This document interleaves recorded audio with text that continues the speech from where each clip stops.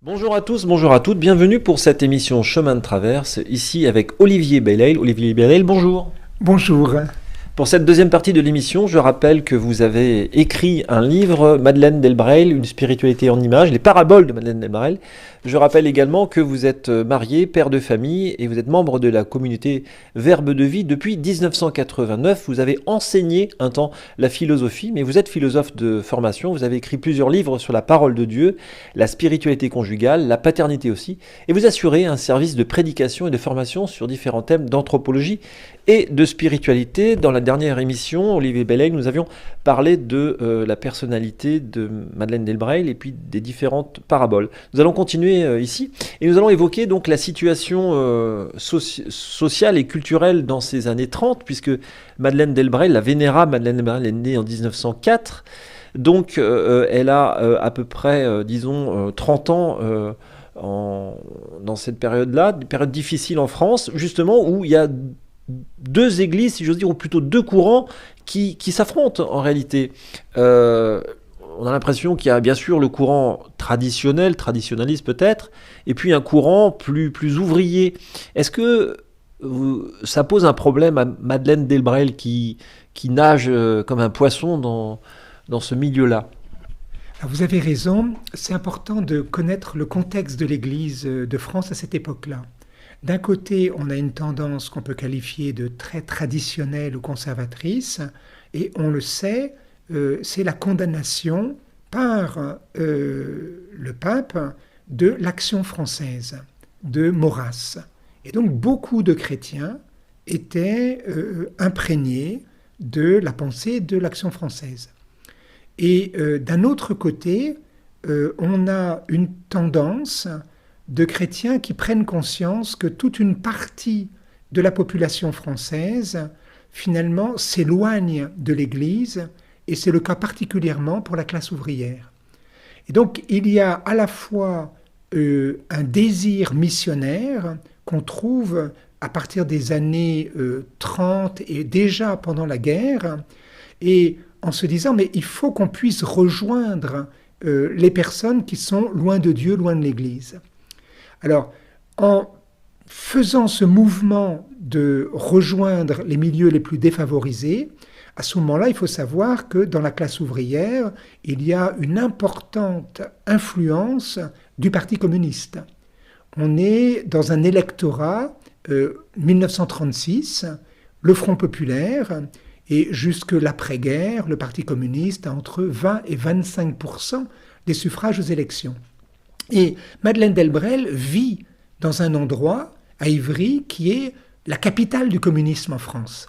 La mairie est communiste, sur la mairie flotte le drapeau rouge, c'est le lieu où habite Maurice Thorez, député du Parti communiste, donc c'est un moment important. Alors elle a le désir à la fois d'être fidèle à la parole de Dieu, à la doctrine de l'Église, et en même temps d'être témoin de Jésus-Christ dans cette population-là. Et finalement, cette position est extrêmement originale parce que d'un côté, on voit une tendance dans l'Église de France qui a bien vu le danger que représente le communisme dans le monde, parce qu'on sait ce qui se passe en URSS, etc., et qui a peur de la montée du communisme en France.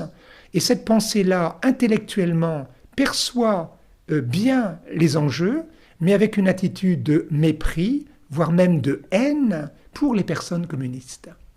Et d'un autre côté, il va y avoir des gens qui veulent rejoindre la classe ouvrière, qui vont sympathiser avec des représentants du Parti communiste ou de la CGT, et jusqu'à même être, entre guillemets, marxisés, et jusque dans leur domaine de la foi.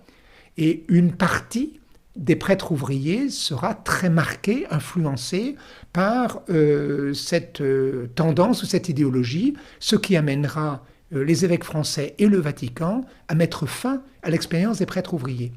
Alors, vu du côté des traditionalistes, elle est perçue comme étant trop proche avec son compagnonnage et les amitiés qu'elle noue avec les personnes qui sont communistes. Et vu du côté des personnes qui sont progressistes, puisque c'était un parti fondé par des chrétiens après-guerre, mais qui était dans une relation de compagnonnage ouvert avec le Parti communiste.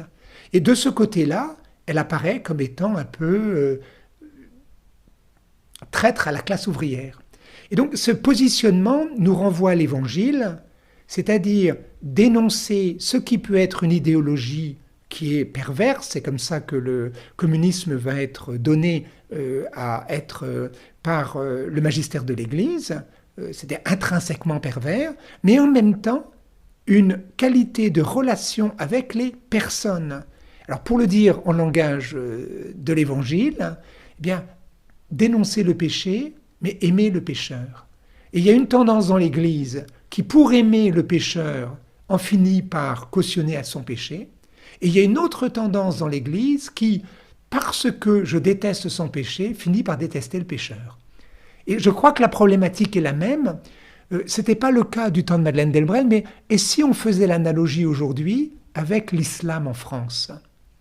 On pourrait avoir quelque chose de cet ordre-là, c'est-à-dire une tendance qui, à juste titre, voit le danger que peut représenter la montée de l'islam ou de l'islamisme en France, mais qui irait jusqu'à une attitude de manque de respect, voire de mépris vis-à-vis des personnes musulmanes, ou l'inverse, des personnes qu'on pourrait appeler gentiment catho-bisounours, qui sous couvert de nouer des relations d'amitié, de fraternité avec les personnes, en finissent par dire tout ça c'est pareil, que ça soit l'islam, le catholicisme, on est tous fils d'Abraham, etc., etc.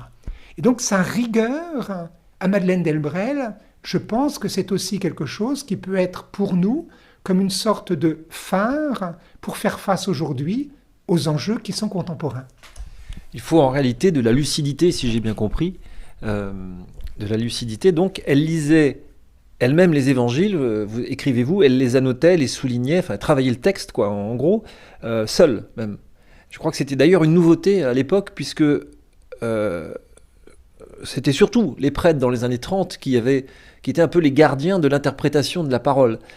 Est-ce que c'est pas aussi une nouveauté audacieuse pour Madeleine Delbrel d'oser lire avec ses compagnonnes, puisqu'elle était dans la charité de Jésus à Ivry, elle avait des laïcs avec elle, des femmes laïques, elle lisait l'évangile seule ou sans prêtre. C'est pas un peu, j'allais dire, dangereux en quelque sorte, ou risqué en tout cas?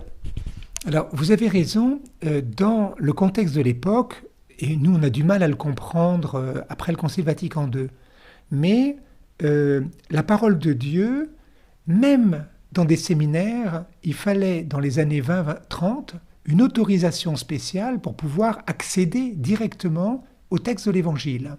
Parce que la crainte, c'était qu'on arrive à une protestantisation dans la lecture de l'Évangile. Et elle a eu la chance de rencontrer, peu de temps après sa conversion, un abbé qui s'appelle l'abbé Lorenzo, et qui a été son directeur spirituel, et qui était habité par la parole de Dieu, et qui a donné finalement, ça a été ce qu'on pourrait appeler sa deuxième conversion, c'est-à-dire la lecture de la parole de Dieu, et surtout de l'Évangile, comme une parole vivante, qui fait que ce n'est pas un livre qui serait à dépoussiérer ou un livre pour des intellectuels, mais c'est une parole aujourd'hui qui nous rejoint, et Jésus fait entendre sa voix à travers l'Évangile. Donc elle a des expressions qui sont très belles, et dit, l'abbé Lorenzo a fait pour nous exploser l'Évangile, et ça a été comme une sorte de Jean-Baptiste qui criait cette parole, cet Évangile, et à partir de là, on dirait qu'elle a eu le virus. Et c'est vrai qu'ensuite, alors elle lisait, comme vous le dites, c'est très juste, personnellement la parole de Dieu. Ses contemporains la connaissaient avec une Bible qui était continuellement crayonnée, mais en même temps, il faudrait ajouter, elle la lisait en église. Ça veut dire qu'elle avait tout cet apport, parce qu'elle aimait aussi, elle était beaucoup autodidacte, mais à travers sa lecture de saint Thomas d'Aquin, Il y avait 2 saints qu'elle affectionnait particulièrement, Sainte Thérèse de l'Enfant Jésus, mais aussi beaucoup de saints du Carmel, mais aussi Charles de Foucauld. Et donc, à travers ce compagnonnage avec ces saints du ciel et de la terre, elle va lire la parole de Dieu en Église, et c'est ce qui va l'aider à sécréter des anticorps par rapport à ce qu'on pourrait appeler une lecture idéologique de l'Évangile. Et à un moment, dans les années vraisemblablement 35-36, elle sera séduite, comme certains chrétiens, en se disant « mais peut-être que je peux garder ma foi et en témoigner, mais en même temps accepter de collaborer avec les communistes pour faire avancer la justice sociale ». Et c'est en lisant l'Évangile, en relisant tout l'Évangile, qu'elle découvre qu'elle s'était laissée aller à une lecture sélective de l'Évangile, dans lequel, à un moment donné, elle ne retenait plus que les passages dans lesquels Jésus, prenait le parti des pauvres et des petits contre les riches et les puissants, etc. Et elle s'est rendue compte que c'est une partie de l'Évangile, mais qu'on ne peut pas en faire une lecture partisane. Il faut accueillir toute la parole de Dieu et que l'Évangile ne respire pas la lutte des classes. Et donc c'est la lecture de l'Évangile qui va l'aider à sécréter ses anticorps par rapport à des idéologies. À ce moment-là, c'était le communisme, mais je crois que ça a une actualité aujourd'hui aussi pour nous. C'est-à-dire que pour nous, chrétiens, on est continuellement en confrontation avec d'autres pensées, d'autres philosophies, d'autres idéologies contemporaines. L'Église nous invite à dialoguer, c'est toute la pensée du Concile Vatican II et qui va être explicitée par le pape Saint Paul VI. On n'est pas dans une forteresse assiégée qui aurait peur de ces pensées, mais on va assumer un dialogue avec ces pensées, l'altérité de ces pensées. Mais comment est-ce qu'on va pouvoir le faire pour ne pas être comme des boxeurs KO debout dès la première rencontre? C'est en étant nous-mêmes nourris par l'Évangile et la parole de Dieu. Olivier Bellail, vous aviez parlé donc du compagnonnage de Madeleine avec de la vénérable Madeleine Delbrel avec les communistes. Donc effectivement, il fallait pour elle, en tout cas à Ivry, en tant qu'assistante sociale, travailler avec les communistes, ne pas condamner les personnes, mais évidemment condamner l'idéologie, dire en tout cas qu'on n'est pas d'accord. D'ailleurs, je crois que ça a été condamné en 1937 par le pape Pie XI dans l'encyclique Divini Redemptoris. Je pense d'ailleurs à ce film de Pier Paolo Pasolini, au début de son premier film, L'Évangile selon saint Matthieu. Pasolini, bien sûr, quoi qu'on en dise, a mal terminé en 1975, réalisateur marxiste lui aussi. Il avait pourtant commencé sa carrière avec ce film magnifique, L'Évangile selon saint Matthieu, un film en noir et blanc, où d'ailleurs Jésus est présenté un peu comme un rebelle, un révolutionnaire, mais quand même dans son film, surprise, les miracles sont là et les miracles ne sont pas occultés. Est-ce que on peut finalement rejoindre un petit peu cette vision d'un Christ révolutionnaire dans le bon sens du terme, Olivier Bellail? Oui, ça sera très important pour l'Église de redécouvrir à ce moment-là cette puissance du message de l'Évangile, à un moment où, historiquement, il faut le savoir, dans la chrétienté, l'Église est installée. Et il y aura toujours, bien sûr, des saints, il y a toujours... mes parents me disaient qu'avant le Concile Vatican II, ils ont le mémoire des sépultures de plusieurs classes. Donc les riches pouvaient payer en fonction du prix, et donc il y avait plusieurs chevaux, des corbillards, un garde suisse, des enfants de chœur avec un nombre important. Et puis pour les pauvres, il y avait un nombre qui était limité. Et c'était vrai non seulement pour les sépultures, mais je crois qu'il y avait 12 ou 14 classes différentes avec des tarifs dans des grands diocèses comme Paris, Lyon, Marseille. Donc on a du mal, nous, à imaginer ce que c'était l'Église à cette époque-là. Et donc, un courant dans l'Église va faire redécouvrir aussi cette puissance qu'on pourrait appeler de contestation qui est présente dans l'Évangile. Et donc, non pas de contestation sur le même mode que la lutte des classes, avec une sorte d'apologie d'une forme de haine ou de l'utilisation du mensonge pour pouvoir arriver à ses fins, etc., mais de montrer que, pour utiliser une expression du philosophe chrétien Emmanuel Mounier, que l'Église ne peut pas être du côté du désordre établi. Et je crois que Madeleine Delbrel l'a compris très tôt, et aujourd'hui, n'est-ce pas le message du pape François? Elle n'a pas lu les œuvres de Marx, mais on sait par ses propres écrits qu'à un moment, elle a lu les écrits de Lénine concernant la religion. Et d'une certaine manière, en prenant connaissance de la pensée de Lénine, elle s'est dit, mais non, il y a vraiment cette volonté délibérée de mettre fin à la foi dans le cœur de l'homme. Et pour elle, qui a vécu cette découverte, qui a été un changement complet dans sa vie, elle ne pouvait pas évidemment l'accepter, et ça lui a suffi pour pouvoir se dire cette idéologie-là est contre toute forme de croyance. Et ensuite, il y a eu la connaissance qu'elle a pu avoir de manière qu'on pourrait appeler expérimentale à travers la rencontre des communistes qui étaient autour d'elle.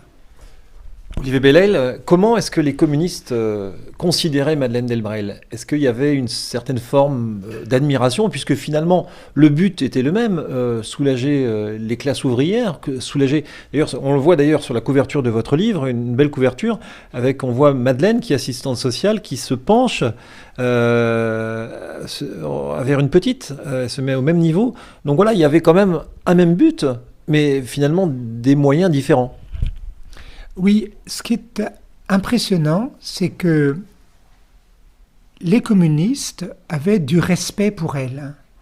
D'abord, sur le plan professionnel, parce qu'elle travaillait comme assistante sociale et dans une période difficile, puisqu'on est dans les années qui suivent la crise de 29, telle qu'elle arrive en France. Et on a du mal à imaginer ce qui étaient les conditions de vie dans la classe ouvrière à ce moment-là. Et elle va inspirer le respect par sa rigueur, son professionnalisme, son sens de l'humain.